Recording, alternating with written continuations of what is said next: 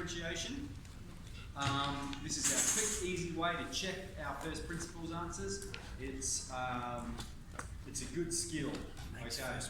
So a couple of tables here. The first one is nothing extravagant or new. We know that f of x is our function. That tells us the y value. And f dash of x is the derivative function, and that's going to tell us the slope for any value of x. Then we've got how we do it. Okay, we differentiate term by term.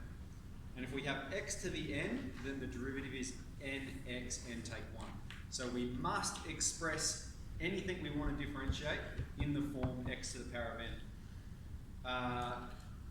If we have kx, the derivative is k, and the derivative of a constant, so a number, is just 0.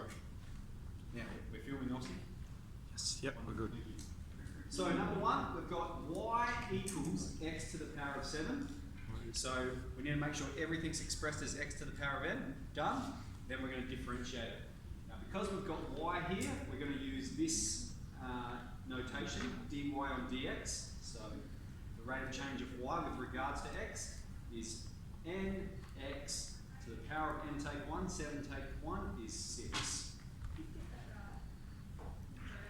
Well done. I expect you to get that right. Okay. B, everything in this is already expressed in terms of x to the power of n. So we're just going to go straight through and differentiate each term.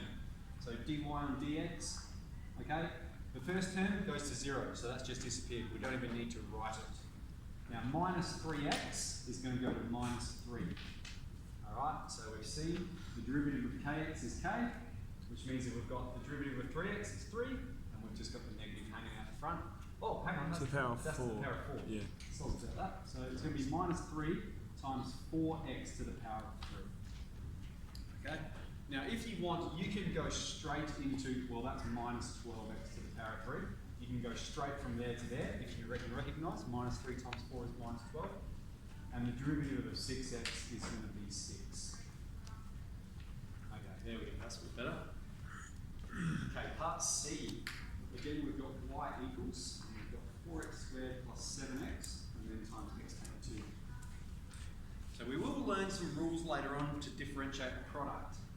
But for now, we need to fully expand it, okay, so that we can just go through term by term by term, because we can't differentiate things that are multiplying together yet. So first let's expand it, and we've got to be very clear with our notation. This is still y, it's still the same function, and I'm just going to apply FOIL here. So it's year 9 maths here. We've got 4x to the 3, take 8x squared, plus 7x squared, take 14x. Collect like terms.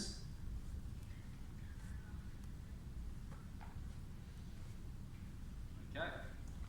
And now we've expressed everything as x to the power of n. We're ready to differentiate. And so we're very clear. This is y, and this is dy on dx. 12x squared, take 2x, take 14. Do not differentiate, do not be at one step and differentiate one term, but not another. I'll have an example of that in a moment. I'll show you exactly what I mean. Okay, move on to D. We've got y equals x squared, take 4x on top of x. Okay, so we've got this fraction here, and we need to get rid of that denominator. All right, we can't differentiate with that denominator yet. We'll work some skills. So what we need to do is split the denominator.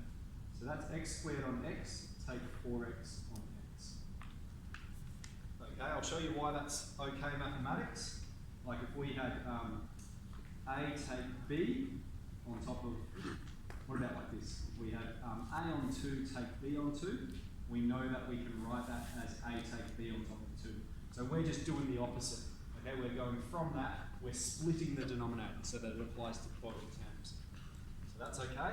Let's simplify it. X squared on x is x, and take 4. And then we're ready to differentiate. Derivative of x, okay, so derivative of kx is k.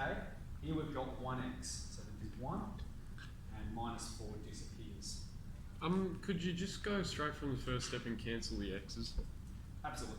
Yep. That's absolutely fine. This is again just demonstrating what we're doing. Yeah, right. Okay. So that's D, and last one here, E. Okay. So what we've got is we've got f of x this time equals 2 root x plus 5 on x root x. So it wants us to differentiate this function. So if you read the process there, express everything as x to the power of n. So we can go, oh well, what we've got then is we've got 2x to the power of a half. That's what root x means. So this is f of x, still the same function. And at the bottom we've got 5 on top of x to the 1 times 5x to the half. Okay, now this is where you'd go, oh, easy, I can differentiate this, and I'll differentiate this one in a moment, like once I've simplified it. No, okay, you absolutely must differentiate all in one step. So I'm going to do this in a number of steps here. What we've got is 2x to the half plus 5 on top of, now these have the same base, which means we can add those powers. Okay, x to the power of 1 plus a half, that is x to the power of 3 on 2. Alright, which is equal to, moving it to the top of the fraction and make the power negative. So it's still the same function. This and this are equal, they're just different ways of representing the exact same thing. And now we're ready to differentiate. So the reason we have to do all that is because everything must be expressed as x to the power of n, and everything must be at the top of the fraction before we can differentiate. So then let's go through. F dash of x is equal to 2 times half x to the minus half, and then plus 5 times minus 3 over 2 x to the power of minus 5. Okay, so minus 3 on 2 take 1, minus 5 on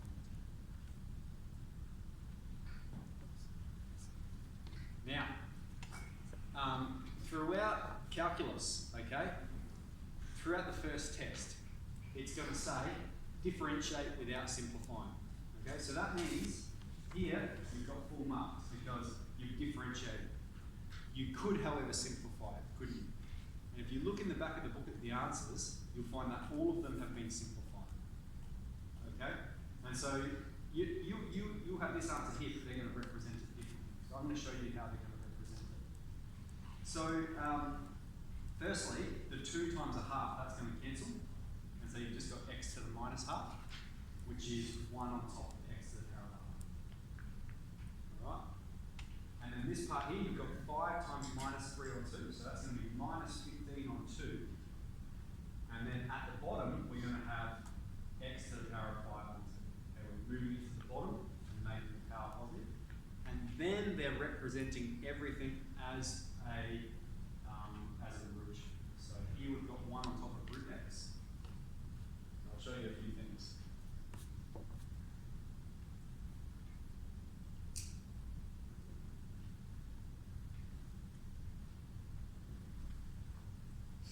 Okay, these are things you can check with index laws, but they're handy operations to know. So at the bottom here, we've got minus 15 on top of 2x to the power of 5 on 2. So that's resembling this one. So the 5 on 2, so if we want to express it as a radical, as a root, that's how we're going to write it. So it is take away 15 on top of 2x squared root x. Alright, and the book is probably going to represent it like this. Okay, so the same over here, like when I'm talking about simplifying, so here's a good example. That's full marks there. Okay? That being said, you will not be penalised for expressing it like this. Either of them's fine, but this step's unnecessary. Okay? So in the book, they will simplify everything. In the test, you will not be required to simplify anything, okay? Unless it says to. And it'll specifically say, do not simplify. And in the case where it does want you to simplify, okay, and you may come across some of these today, it'll give you a function like this, and it will say, show that the derivative is this. And so then all you have to do is differentiate it, and rearrange it until you get the same as what it wants you to do. That's the only time you'll ever have this simplified, is if it says show that it's this. Right? Otherwise it will just say differentiate. Fantastic. So that's simple differentiation. So let's leap straight into that and give it a crack.